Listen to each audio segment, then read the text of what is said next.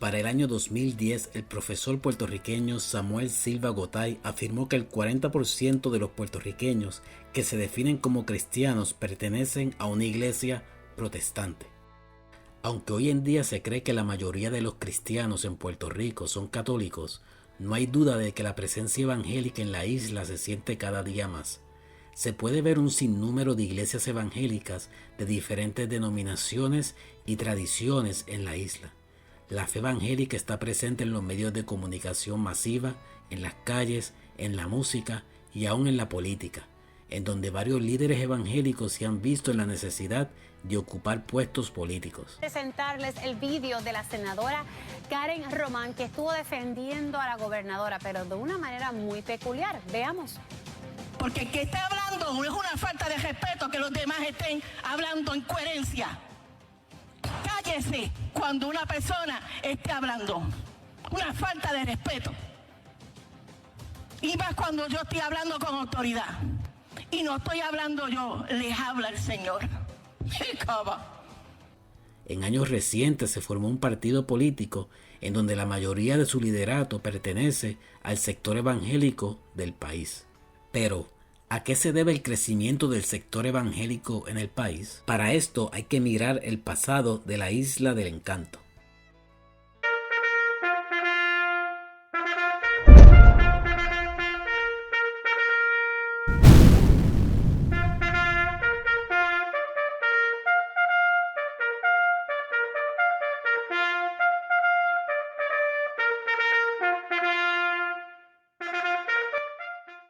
La fecha fue el 18 de octubre de 1898.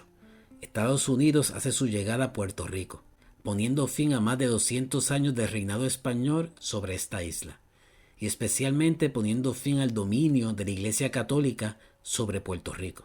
Para ese entonces, Estados Unidos había ganado la guerra hispanoamericana sobre España, y como parte de su victoria, la isla de Puerto Rico fue entregada a los Estados Unidos por parte de los españoles. Eran tiempos en que el gobierno norteamericano creía que era su destino, otorgado por Dios, ser ejemplo para el mundo de democracia y civilización. Una narrativa que continúa hasta el día de hoy. They're how we became the greatest nation on earth. They're why, for more than 2 centuries, America has been a beacon to the world. Por tal razón entendían que debían extender su territorio y ser los primeros en poder militar y económico. Ellos tenían grandes planes para la isla. El gobierno de los Estados Unidos sabía muy bien que esta visión de expansión no lo podían hacer solos. Necesitaban implantar su visión de mundo sobre los ciudadanos, el sector económico y en especial el sector religioso.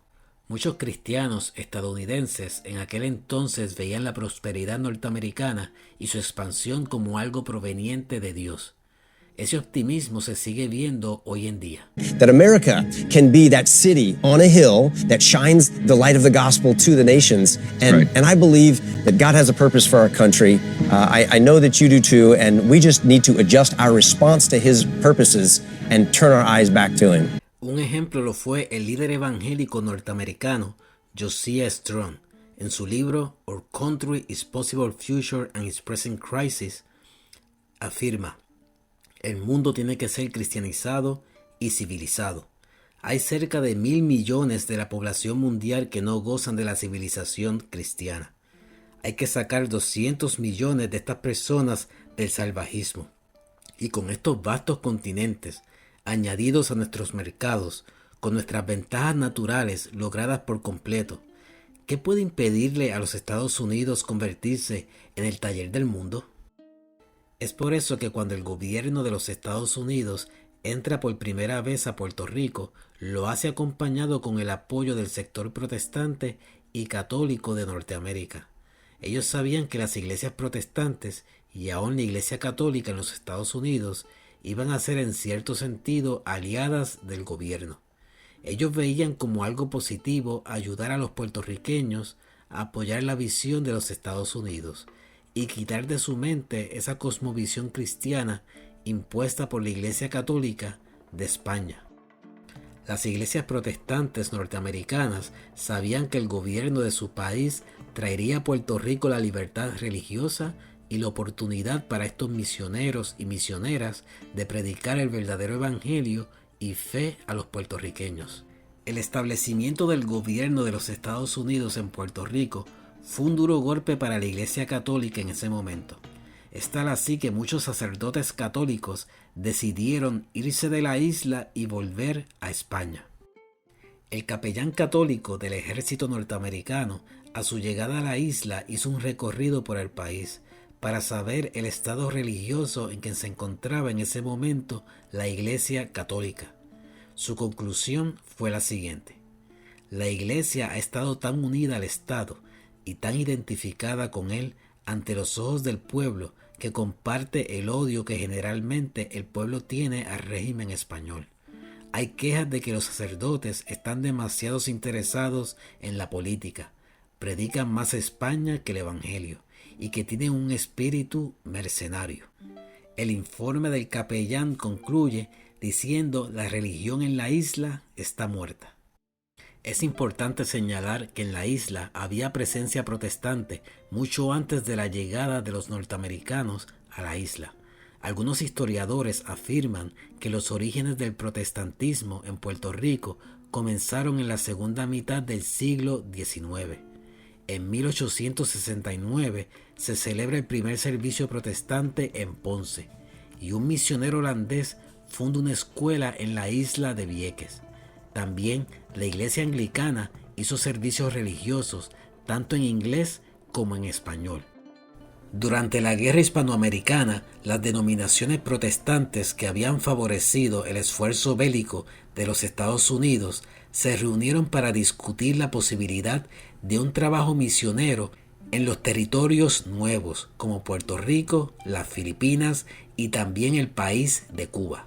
En el año 1899, en Nueva York, 8 meses después de la iniciada invasión de los misioneros a Puerto Rico, las juntas de la Iglesia Presbiteriana, Bautistas Americanas, Congregacional y Metodistas se reunieron a convenir un acuerdo. Estos líderes se reunieron en torno a un mapa sobre la mesa y oraron para que Dios los ayudara a entrar a Puerto Rico de tal manera que nunca hubiera un conflicto misionero alguno en la isla.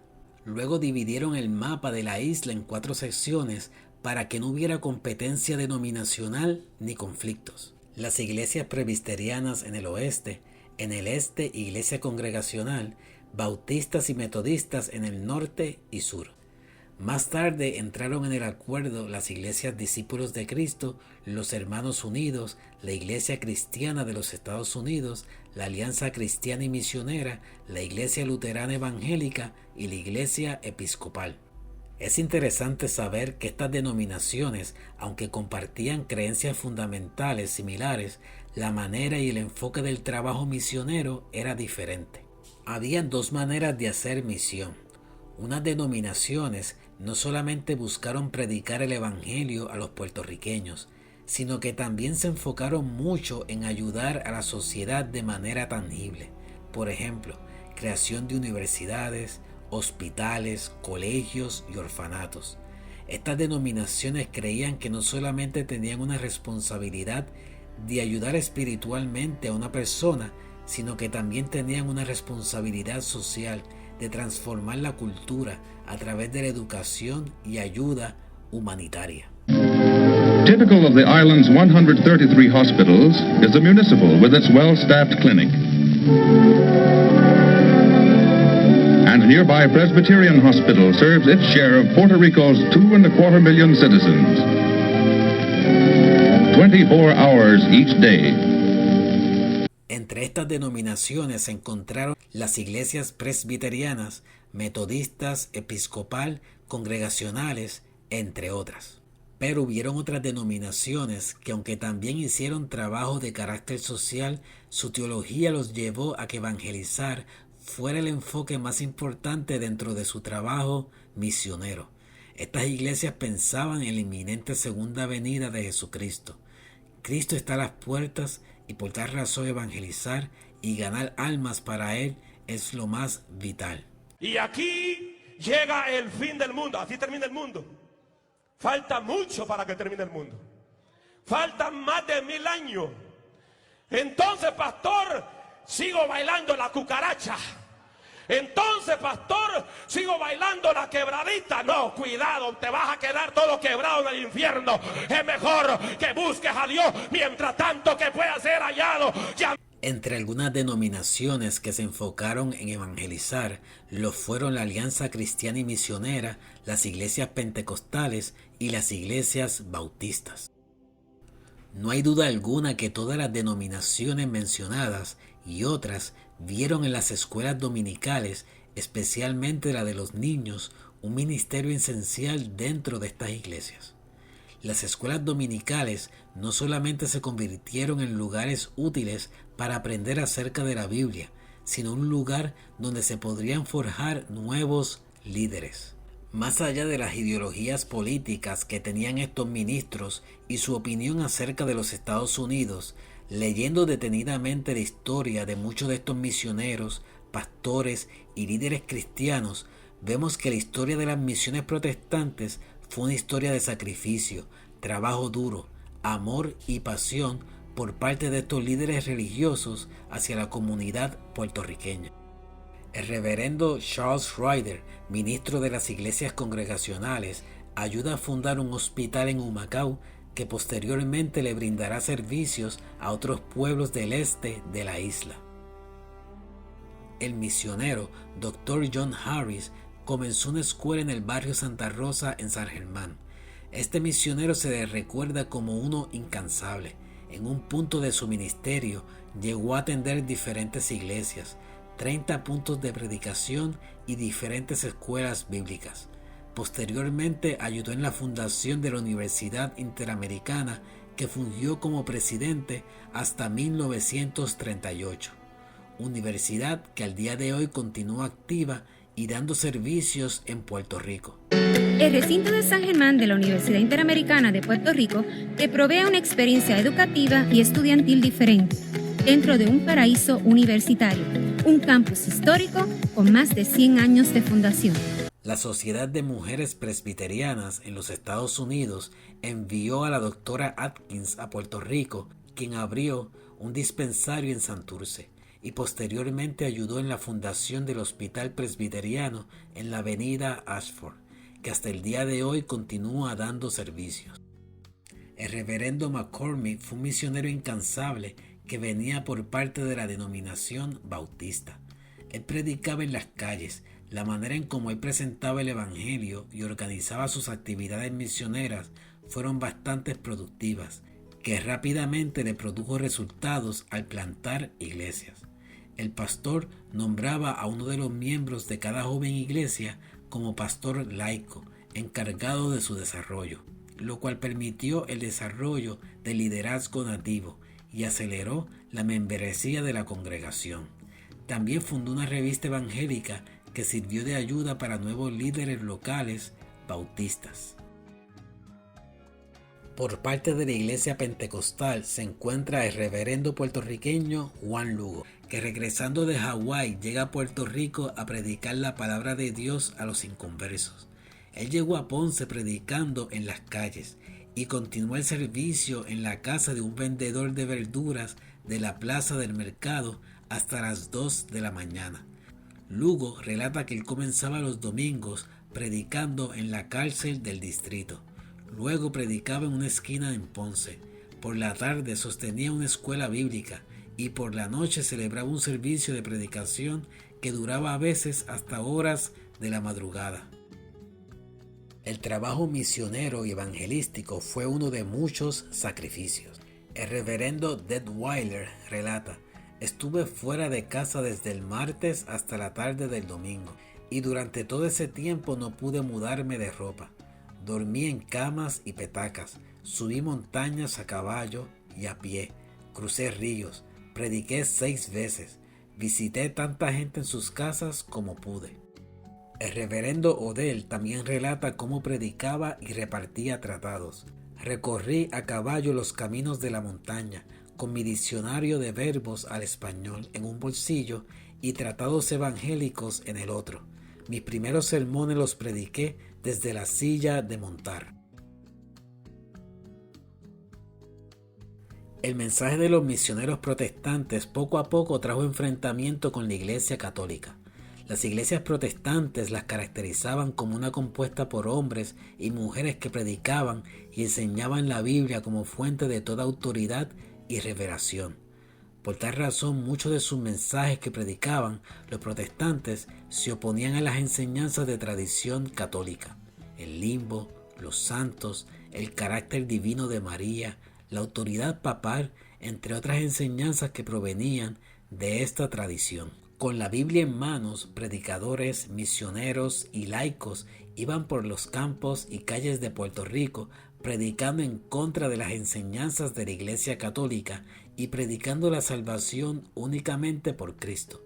Publican revistas evangélicas atacando a las enseñanzas católicas, como una que se llamaba El Defensor Cristiano. En respuesta a los ataques hechos por los protestantes, el liderato de la Iglesia Católica publicó su revista titulada El Ideal Católico, en donde acusaría al protestantismo de ser un cristianismo erróneo y diabólico.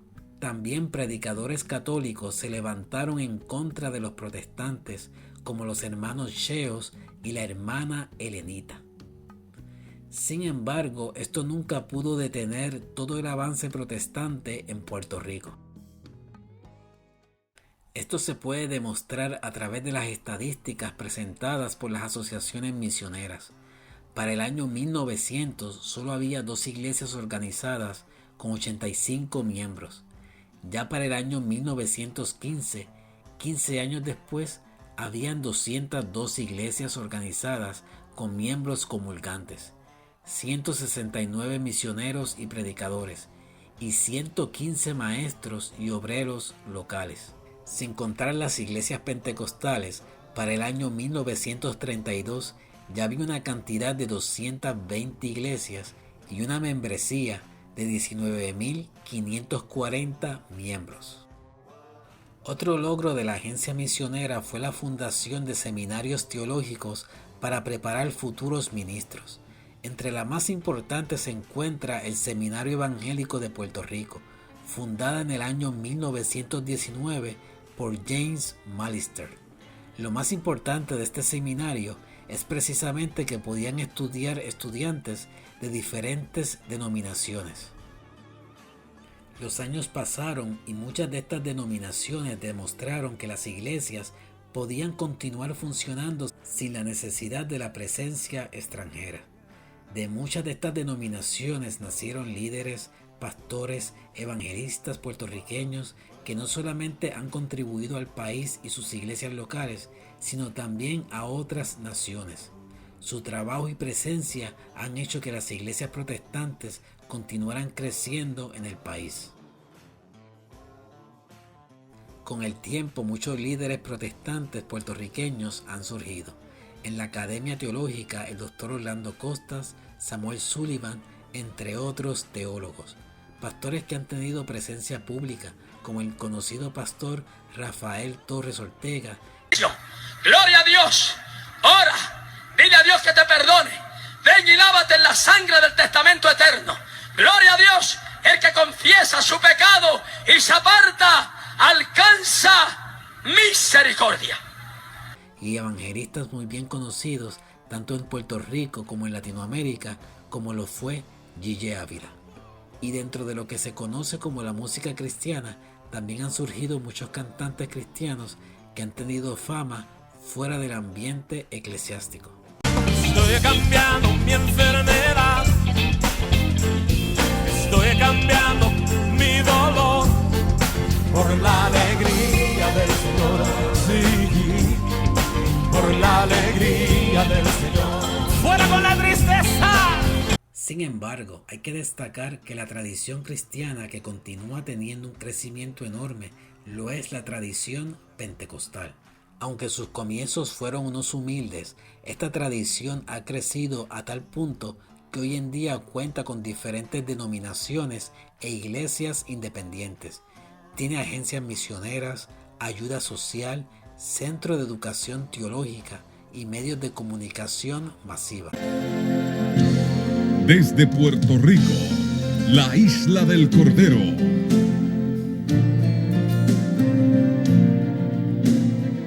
El Ministerio Cristo Viene y la Cadena del Milagro Internacional presenta al evangelista Gille Ávila en Orando con el Pueblo. Las iglesias pentecostales en sus inicios animaban a la congregación a no enfocarse en los problemas pasajeros del mundo, ya sea carreras profesionales, el dinero, política, entre otras cosas, y comprometerse a Dios, ya que la venida de Cristo era inminente. El Señor Jesucristo está a punto de retornar a esta tierra perdida, a establecer un reino de paz, de abundancia, de prosperidad, de bendición. Pero primero tiene que limpiar la tierra. La tierra está depravada, corrompida como jamás antes, y esto lo va a limpiar el Señor bien limpio. Aunque este mensaje continúa estando presente, con el tiempo muchos pentecostales han decidido cambiar. Ahora vemos personas de tradición pentecostal con deseo de desarrollarse profesionalmente, más envueltas en lo que sucede a su alrededor y aún en la política. Un ejemplo lo es el ministerio del evangelista Jorge Rashki, que todos los años hace una actividad conocida como Clamor a Dios, en donde ora por el gobierno de Puerto Rico e invita a los políticos para orar por ellos. Algunas pueden solucionarlo los hombres, pero otras solamente tienen solución cuando reconocemos quién es Dios. No hay duda alguna que hoy en día la presencia del mundo evangélico en Puerto Rico es muy clara. Todos en Puerto Rico saben muy bien qué pensar cuando viene la palabra evangélico a sus oídos. La pregunta es si son más cosas positivas que negativas las que vienen a su mente. Y convenzamos al presidente Trump, ustedes pastores, ustedes hermanos de la iglesia, ustedes pro vida, ustedes católicos, ustedes sacerdotes, que tanto predicaron que hacía falta un presidente conservador cristiano creyente y no una presidenta liberal progresista de extrema izquierda. Pues chévere, qué bueno, ganaron, apláudanse. Y ahora, ¿dónde está la misericordia? Porque al país se le dijo que se iba a deportar los criminales, violadores y delincuentes. No se le dijo que iba a deportarse a mujeres embarazadas y que éstas no podrían recibir servicios médicos hospitalarios. Definitivamente, en este siglo XXI, las iglesias evangélicas tienen diferentes retos por delante. Pero antes de enfrentarlos, deben recordar y profundizar en su pasado e imitar a estos actos de sacrificios y pasión de estos primeros ministros que lo dieron todo por servir a Dios y a los que los rodeaban, sin ningún deseo de buscar gloria para sí mismos. Cuando observo la historia de la iglesia evangélica en Puerto Rico, me viene a la mente de que muchos de estos líderes tomaron muy en serio las palabras de Jesús a sus discípulos. Como ustedes saben, los gobernantes de las naciones oprimen al pueblo y los altos oficiales abusan de su autoridad, pero entre ustedes no debe ser así. Al contrario, el que quiere hacerse grande entre ustedes debe ser su servidor. Esta debe ser una característica que debe tener muy presente todo ministro cristiano en este siglo XXI.